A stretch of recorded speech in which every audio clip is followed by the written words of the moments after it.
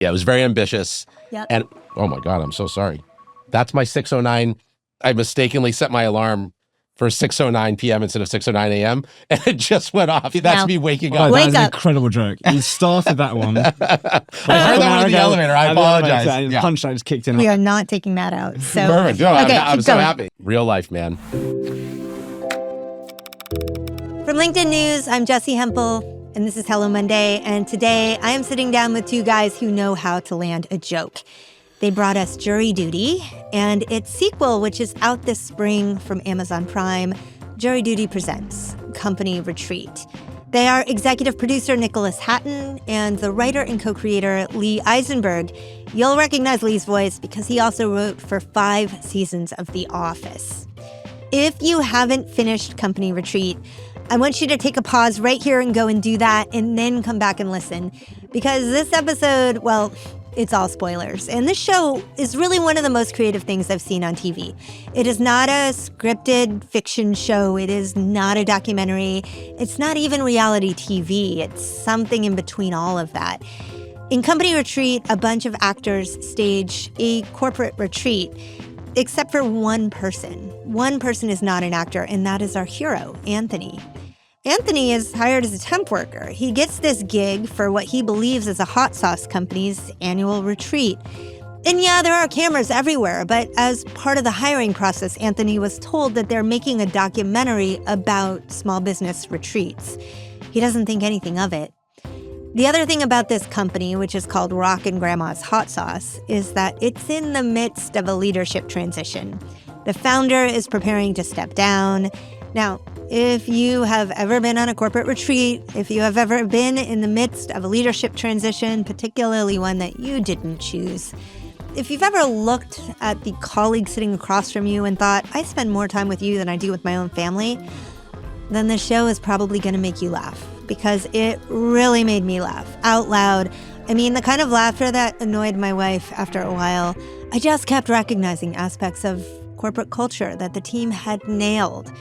We were talking about this here in the studio, how they just seem to get what 2026 is and feels like at work. And we thought, well, let's talk to the folks who made the show. And that is how Lee Eisenberg and Nick Hatton came to be in the Hello Monday studio. Here you go. The thing that I like most about this show is that the protagonist is ostensibly the most vulnerable person in the equation. Anthony is this temporary worker.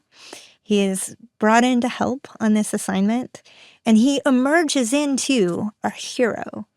And I wanted to ask you how you thought about that to begin. Was that by design? I'll back up. When we first sold Jury Duty, one place decided to make an offer, which was Amazon. It was not an easy sell. There had never really been anything like it where we were taking a real person, putting them into kind of a sitcom and saying the main character of the show is not going to know that he's in a show. Right. Or she's in a show. And we kind of tricked Amazon in the sense that we couldn't guarantee really that it could work. At any point, Ronald in season 1 could have turned to camera and said, like, I think this is not working. I think this is not real. And then there's no show to air. Mm-hmm. It's kind of an interesting social experiment in that way. But thankfully that hasn't happened. So when we did season 2, the only way to do season 2 was to make it feel distinctive from season 1 and to kind of, for us as producers and storytellers, is to be as ambitious as we could be.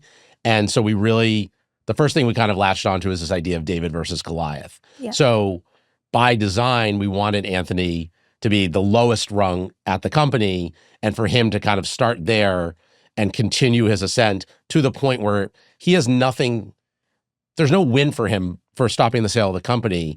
The only thing he gets out of it is that he really comes to fall in love with this group of people, and he doesn't want them to be victims of this corporate overlord coming in and taking it over. That was the shape in theory. And then it's years of development and months of rehearsals and rewriting of the scripts to get him to land at a place where he would stand in front of his boss and say, father to father, I need you to listen to me in this moment. Maybe you're actually trying to tell us something about the fact that every man is actually kind if incentivized appropriately. I'm curious what you think of that.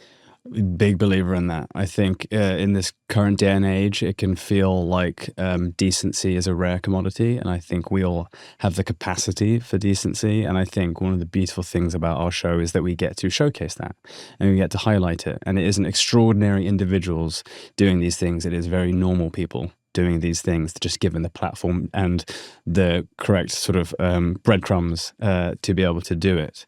Anthony, I've seen some stuff online that they thought, well, he's just doing it because he wants to get a permanent gig. He knew from the outset, we were very clear in stressing it, that it was a temporary position, that it was going to end once the retreat ended. So his actions in the finale are truly selfless. And to Lee's point, it was about truly buying in and feeling a love and respect for these people around them, for the sanctity of their jobs. Something I think about a lot is dignity, and dignity in the workplace, and dignity in our work. And a lot of the candidates we were looking for in the show were gig workers. And we didn't have that idea coming in, but it was something we sort of found in the data. These tremendous numbers of young men who are gig workers and perfectly qualified. It wasn't people who were only looking for short-term employment. They hadn't had the opportunity for longer-term employment. And that was quite shocking to us because it wasn't something that we set out to find. Right. But it said something about, I think, the state of the economy and the sort of lack of opportunity. Not to get too much into this, but I think about, the state of the economy, the consolidation, and then the sort of increasing, what I think some elements of tech have done to sort of salaried long-term positions. It was an interesting sort of byproduct of our search was seeing this trend happen. And I think Anthony being in that environment, seeing what this company meant to those people, even though they were all actors and pretending, I think that was inspiring. And again, I think what he did ultimately as the David versus the Goliath is he fought for and represented that dignity and what work can mean to us and what it can give to us. Well, so you highlight something that is really manifest in your show, which is like there is this tension between the goodness of humans and the way in which the culture as it exists incentivizes the worst in them. I mean, corporate greed is good, right? Gordon Gekko, like late half of the 20th century. From that point on, knowledge work culture has incentivized people in some ways to be like the worst versions of themselves. And you really see that with the private equity characters. They are terrible. They are so terrible that I kind of felt for the actors who played them. But yes, they loved it. But of course, it's not them that's terrible. It's this consolidating force. Yeah, it's you guys. That's why I had you in here. I want to go back to this idea that you so eloquently sort of describe of illustrating dignity in work, and so much of that is honoring the human relationships we have with each other at work. And one thing about the modern workplace is that it doesn't honor those human relationships. You can be laid off in a moment and everybody that you have spent that kind of time with is suddenly lost to you, and you're expected to just move on as if if the human capital part of that is not a real loss. And I felt like you really honored the relationships we have with our coworkers. And as I began to think about it, I realized I don't really know much of the backstory beyond the work persona of most of the characters. Now, they did. I think you guys did a lot of work making sure that they understood those backstories. But I didn't need to in order to appreciate them as characters. One thing I'll say about that is we had a storyline with the time capsule. Yeah. And that Jimmy was terrified because he had put something in years earlier. Anthony having the opportunity to see these characters 7 years earlier, and people just look different, and that you realize that they have had that most of those characters have had 7 years of memories.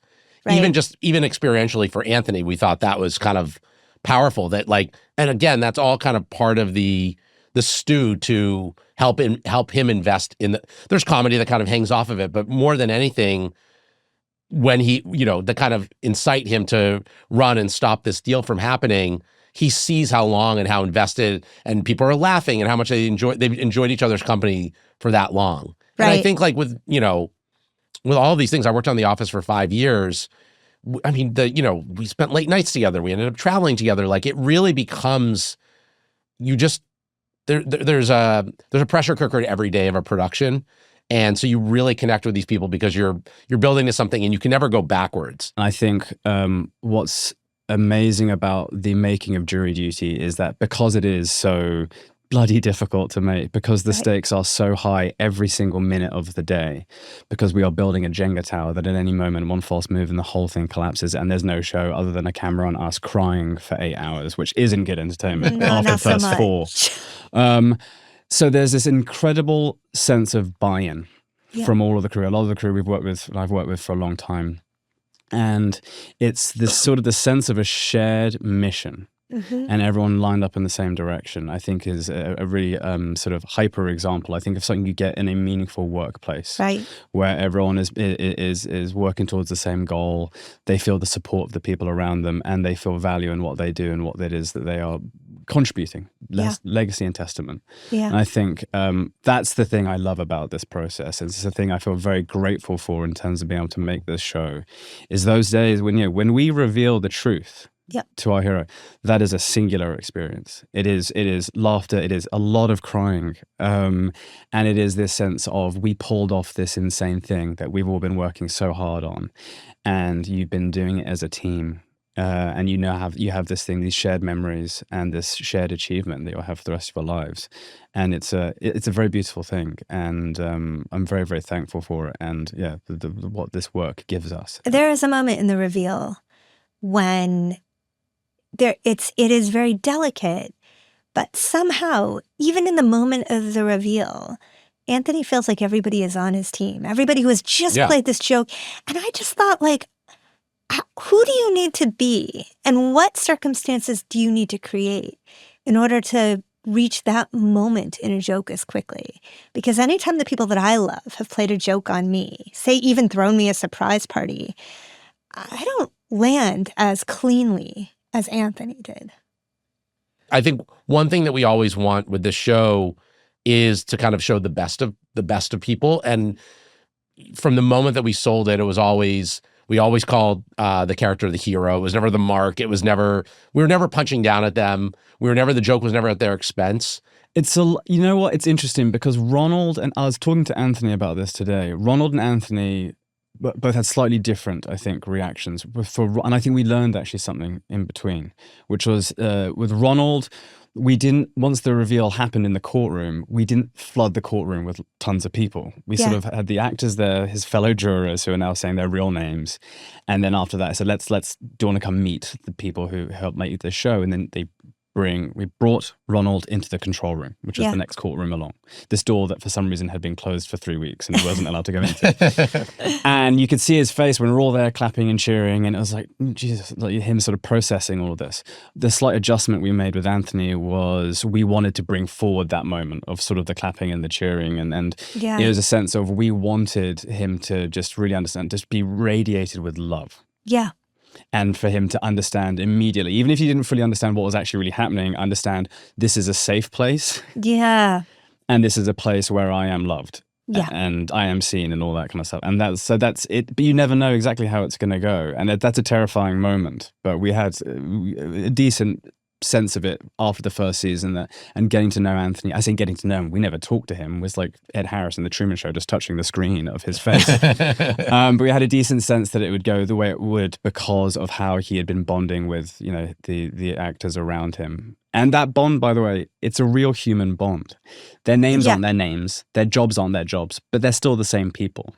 And those actors are all, the characters they play, they're 90% who they are, with the 10% more goofy and funny on top. Sure. And so those are completely authentic human connections. And we knew that when he saw those people reacting in that moment in the same depth of reaction that he had, he would see his own feelings mirrored, and that would sort of, again, create that safe space for him. So much of the show is theoretical because we worked on season 2 for 2.5 years, maybe even a little bit more, that we first started talking about it. Sure. And so when you write, you do a table read and you hear jokes and you're like, oh, that joke's not working, or that character We need to get them to kiss earlier. We need them to get into a fight. What if the murder, is revealed at the end of the episode versus the beginning? You're making all of these tweaks, but you've heard it. Yeah. You've at least heard the words. And then on the day, two people are in a scene and you're like, this isn't working. Why is this not working? Can we hold 1 second? Let's try something. And you start tweaking it. You have none of that. So you were trying to do the best version of what you can do, but you can never call cut. I mean, like, I'm shooting a movie right now and it takes 12 hours and we shoot 3 minutes of actual material that will end up on screen. Right. Like, what did we shoot? Like, how many hours did we shoot for? Oh, I mean, was it 2,500 or something? I think it was more like thousands. 3,600 It's because insane. it's Like, in my brief. yeah.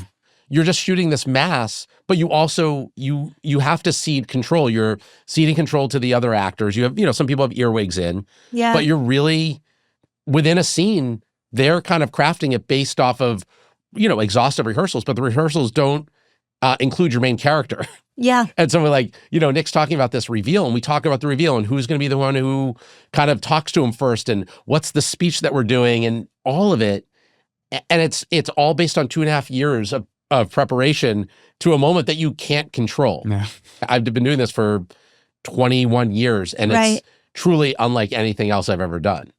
I think the thing that I thought about as I watched this was the manipulation that went into sort of urging our hero into the turns that you needed him to make in order for the show to move along. And it struck me as not that different than the way that my iPhone nudges me to do certain things. It made me think a lot about like free will and human choice. And I just wondered if that ever felt like ethically complicated for you as the creators of the show. No.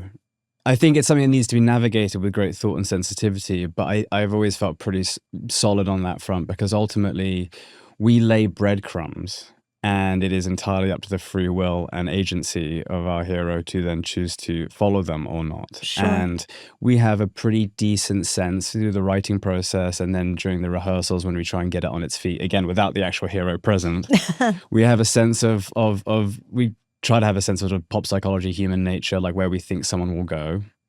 And then ultimately every decision, every thing that Anthony did was entirely of his own volition. I mean, we always hoped that he would run into that room at the end because we felt like if you're surrounded by these people for a couple of weeks and you get to know their stories and understand what it is that they're fighting for and what this workplace and what these colleagues mean to them, we feel like the right kind of person would be incentivized to go and do that through their own decency. Now, did we know that once he went in the room, he would say father to father, that he would say, that he'd repeat back to Elizabeth, like, are you going to take this from the temp? Or that your words mean nothing to me, to someone who's Great writing that was not, everyone's like, no one believes that it was like, I wish, I'm a writer. I wish that I had written, I did not. Again, it's truly astonishing. There was no manipulation. It was entirely, that was entirely Anthony's choosing. It's a sandbox, essentially. And we put all the toys there and we sequence them in a certain way.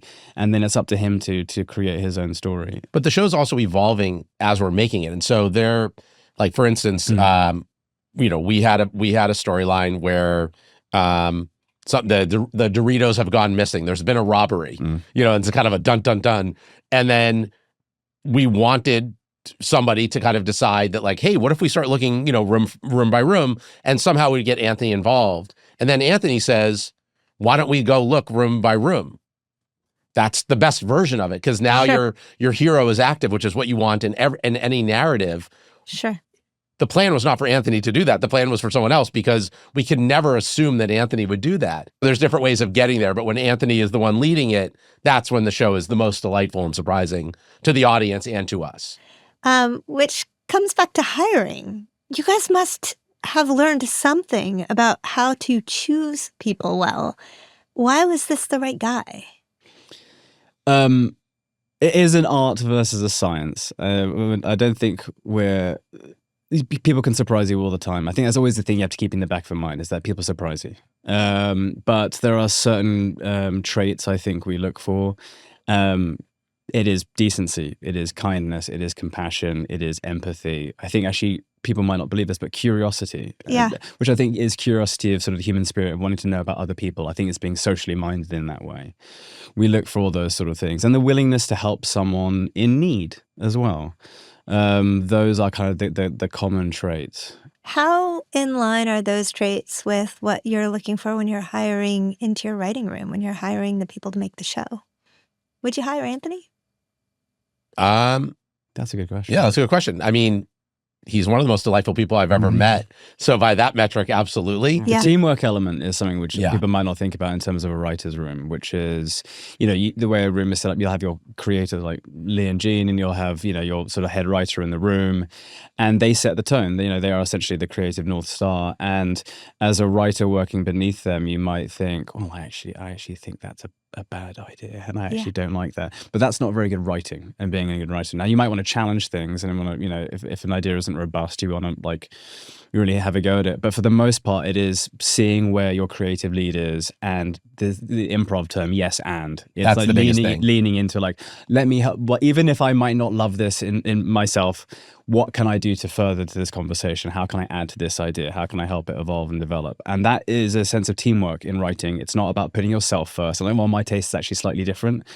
It is leaning into the collective effort and making it as strong as it can be. And that's really good writers' rooms have that sense of teamwork in them. I think that a writer's room, you want a little bit of everything. I mean, you want variety. You don't want, I'm not interested in 8 people whose joke cadence is mine or their lived experience is mine, because I have that. So I want someone who's coming at it from a completely different way and was brought up differently, has different work experiences. I mean, I think for Company Retreat, we're pulling from every moment of our lives. We're pulling from moments from season 1 of our experience behind the scenes of jury duty in order to write for Company Retreat. And every writer is coming in with stories from their parents, from their friends, from their own experiences in corporate America to bring that show together. And so diversity of age and race and ethnicity and religion, like all of that stuff, you just want to stew because you want options, you want surprise, and you don't want every single character to have had the same. You want voices to sound different. I guess I just would also wonder, like, the consolidating forces that are reshaping Grandma's Rocking Hot Sauce, is it? Rocking Grandma's Grandma's. Rocking Hot Sauce. Grandma's Hot Sauce. Those same forces are coming for your own industry. And we're around the same age, Gen Xers, somewhere around there. How much hope and faith do you have in the future of your own work culture and place? I'm quite fatalistic about this, but I also feel that humans are ingenious and will keep on finding ways to entertain and to express themselves artistically. I do think that with AI, it is I think so much of the American economy, all the chips are in on that, and it's going to get brute forced in one way or another, even if maybe it's not a great idea in a lot of ways. And I think it will come for, you know, all sectors, and entertainment will not be immune to that. But humans, since the beginning of time, part of the whole sort of socializing experience have been storytellers. And again, it's about finding that dignity. Yeah. And I think that to me is probably the most disquieting thing about the whole AI revolution that's coming our way, is how can we maintain our dignity? Because work it's a huge part of our purpose and our reason to get up and go and to do things. And through that, we also find our social connections as well. So yeah, I don't have an answer to any of it. I'm hopeful that humans will figure out a way to keep on being able to connect and meaningfully contribute things that make them feel worthwhile. Yeah.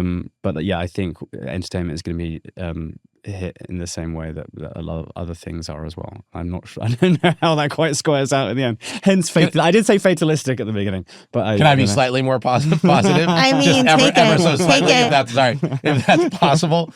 I think that I'm terrified, and and I'm trying to kind of keep up with it as much as I can. And things evolve. I mean, in the time, there was a writer's strike in 2007 or 2008, and that was the advent of reality TV. Yeah. And before that, there was reality, but not in the way it exploded. And streamers didn't exist, and podcasts didn't exist. And so there's all different forms of entertainment that that every few decades kind of pop in. So maybe the barrier to making a movie will be different because it will cost so much less, and a 14-year-old kid can make it at home using AI. And now there are 10,000 movies a year. Right. And 10,000 movies will not be good, but maybe there's 15 that are good. I think we don't yet know what it will be. And I think that terror is real, and I don't know the timeline of it. But maybe from it, there are different ways where the cost of making these things is less. And so then there's more product and more opportunity, and the barriers are reduced. I mean, one thing that I'm hopeful for is maybe maybe there's a world where, you know, you're saying your partner's a social worker, where maybe in terms of those things which really give back to communities, social work, teaching, healthcare, all that kind of stuff. If maybe, I'm not going to start talking about universal basic income on this podcast, but I don't know. If there's a way whereby, if there's a restructuring in which there is going to be technologically with everything that's going on and the reorganization of the economy, if there is something whereby those kind of human to human services can be really meaningful and financially meaningful, then I think that could be a wonderful thing for society as a whole. So, well, and building on what you said earlier, I think we need to decouple work from jobs. Jobs are a unit of economics that were developed at the beginning of the industrial age, recycling out of the industrial age. And we as humans need to own the idea that work is a human right.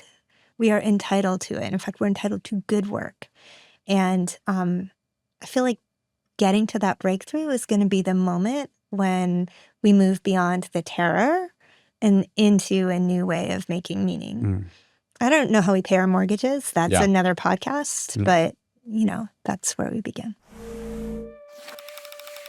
That was Jury Duty co-creator and writer Lee Eisenberg and executive producer Nick Hatton. Now, if you haven't watched Jury Duty and Company Retreat yet, go do it. Both are streaming on Amazon Prime. I'm Jessi Hempel, and this is Hello Monday. Thank you for joining us. I'll see you next week. Hello Monday is a production of LinkedIn News. The show is produced by Ava Ahmadbegi, Rachel Karp, and Adam Yates. Sarah Storm is our senior producer. Sound design and engineering by Asaf Gedron. The show is mixed by Tim Boland. Our theme music was composed just for us by the mysterious Breakmaster Cylinder.